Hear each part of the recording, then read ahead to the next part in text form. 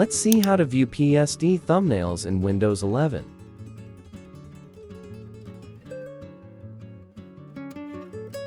You need to download and install this software.